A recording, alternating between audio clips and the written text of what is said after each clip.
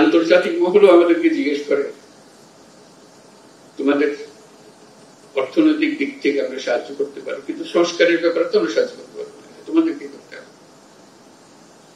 এই জন্য যেটা মনে করিয়ে দেয় যে তোমাদের এই সংস্কারটা দরকার, তা না হলে এই যে পরিবর্তন টিকে রাখা যাবে না। আবার কয়েকদিন পরে আরেক মহাক্ষমতার সাথে একজন একদিকে এগিয়ে যাবে, দণ্ডবন্ধ করে দেবে। আমাদের যতজন আন্তর্জাতিক মহলের সমর্থন এবং সহায়তা এবং শুভেচ্ছা, এটা আমাদের জন্য মস্ত বড় সম্পদ। শুধু ভাবা জন্য যত রকমের সাহায্য লাগে, আমরা তাদেরকে বহু রকমের স্বপ্নের কথা বলেছি, এই করতে চাই, এই করতে চাই।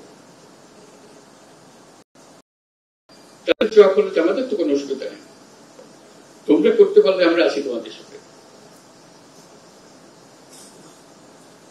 কোন কোন রাষ্ট্র যারা খুব শক্তিমান রাষ্ট্র এমনও বলেছে এই কাজটা করার জন্য তোমরা যদি মনে করো একজন স্পেশাল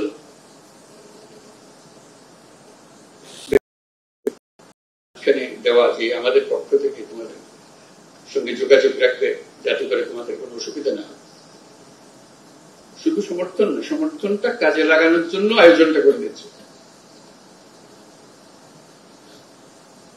কাজে এই প্রেক্ষিতে আমরা এই কাজে নামছি, দ্বিতীয় অধ্যায়ে নামছি।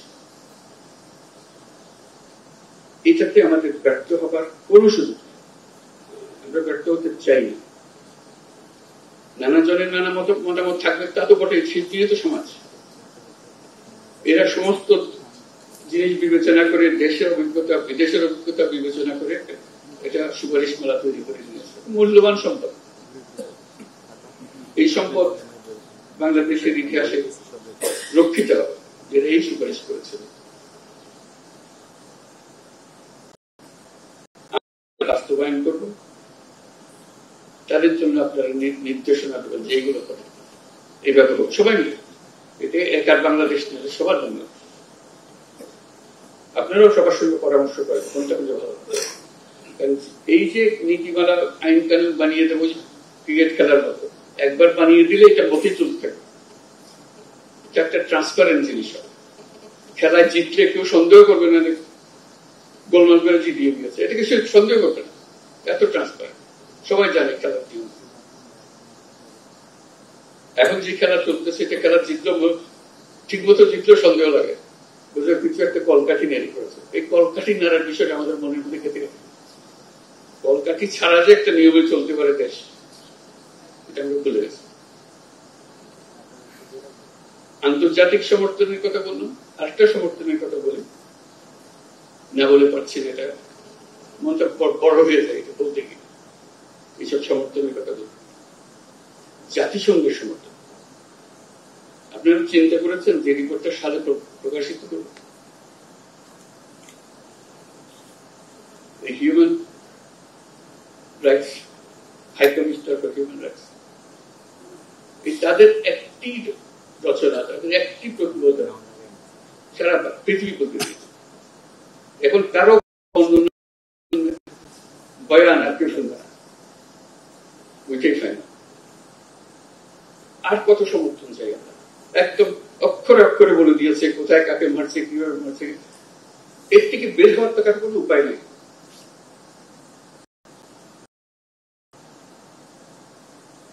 বাংলাদেশকে ঘিরে যে অপপ্রচার চলছিল, এক প্রতিবেদনে সমস্ত সমাপ্ত।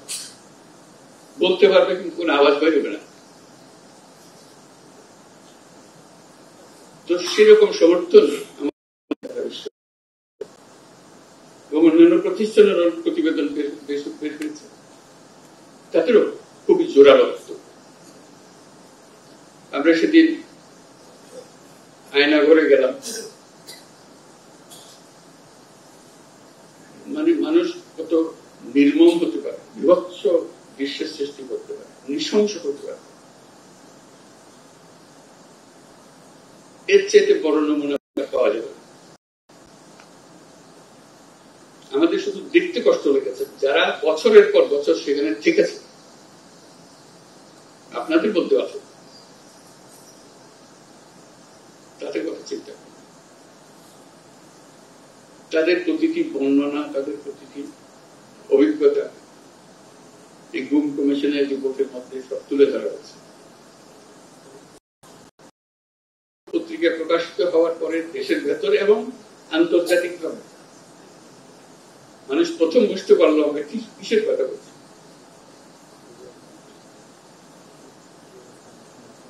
আমরা কোথা থেকে এসেছি। কাজে আমাদের